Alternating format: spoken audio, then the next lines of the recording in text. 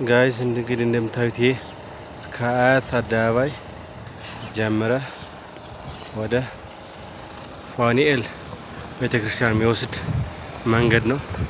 በዚህ የታክሲ አለ፣ በዚህ ደግሞ አቋራጭ እግረኛ ማለት ነው። ስለዚህ እቺ አጭርና መረር ያለችው ዳገት ልጋብዛችሁ፣ አብረን እንውጣ። እንግዲህ እንደምታዩት ነው ዳገት ጀምረናል።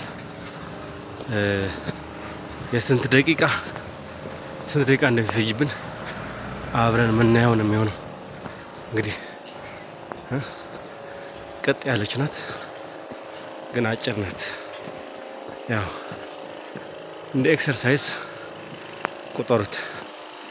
እንግዲህ ትንሽ እንጆይ እያደረጋችሁ እዚህ ጋር ነው የሚገኙት መምህር ግርማ። ፕሮግራም ሲኖራችሁ እዚህ የመጣችሁ ነው ፈውስ ማግኘት የምትችሉ ማለት ነው። ስለዚህ ሲመታችሁ እችን ዳገት መውጣት ግድ ይላችኋል ማለት ነው። ደካማ የሆናችሁ መውጣት ማትችሉ አባቶች፣ እናቶች እንዲሁም ሌሎች ካላችሁ በዛ ባሳያችሁ አለ መንገድ ባጃጆችም አሉ። በግል መኪና በዛ መሄድ ትችላላችሁ ማለት ነው። ያ ግን ለእግረኛ ብቻ በአቋራጭ እወጣለሁ የሚል ሰው በዚህ መውጣት ይችላል ማለት ነው። እንግዲህ ማክሲማም 5 ደቂቃ ብትፈጅ ነው። ከዛ ላይ ያናክል እንትን አለችም። እንዲያው ፈጣን የሆነ ሰው በ2-3 ደቂቃ ሊወጣት ይችላል።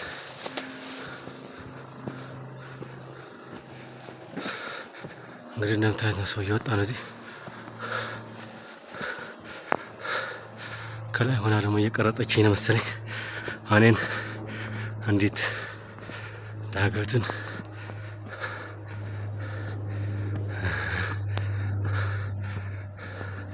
እንደዚህ እያልክ ነው የሚወጣ።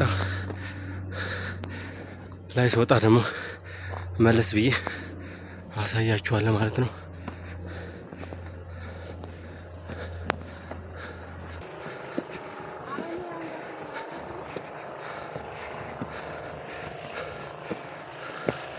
እንደምታዩት አሁን 3 ደቂቃ ነው የፈጀችብኝ። በዚህ ደግሞ እንደምታዩት ነው አያት በዚህ ጋር አለ። በዚህ ጋር ደግሞ ወደ መገናኛ ከታች መሄጃ ነው። እንደምታዩት ዳገታችን ናች እቺ ትመስላለች። አሁን ወደ ፋኑኤል ቤተክርስቲያን እየደረስን ነው ማለት ነው። ፋኑኤል ቤተክርስቲያን ራሱ የት እንደሚገኝ አላሳያችሁ በዛው ለማታውቁት እዚህ መታችሁ ወሶ እየተፈወሰ ነው። የመንፈስ ዛርት፣ የደፍተራ ዛርት፣ ብዙ ነገሮችን እዚህ የተለያዩ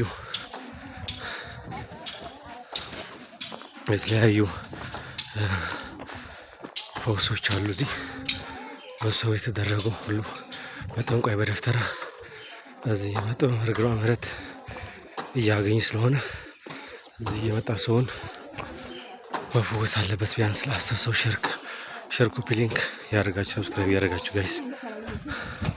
እንደምታዩት አሁን ይሄን ፋኑኤል ቤተክርስቲያን የምታዩት እንግዲህ ጠጋ እያልኩኝ ሲሄድ ደግሞ ታዩታላችሁ ማለት ነው። ፋኑኤል ቤተክርስቲያን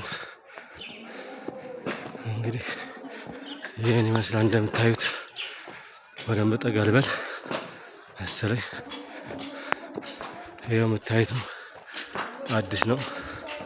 መምህር ግርማ ራሳቸው ናቸው ያሰሩት እና ብዙ ጊዜ እዚህ ነው አገልግሎት የሚሰጡት። ስለዚህ ፕሮግራም ሲኖር እዚህ የመጣችሁ መፈወስ ትችላላችሁ። ስለዚህ ይሄን ይመስላል ቤተክርስቲያኑ።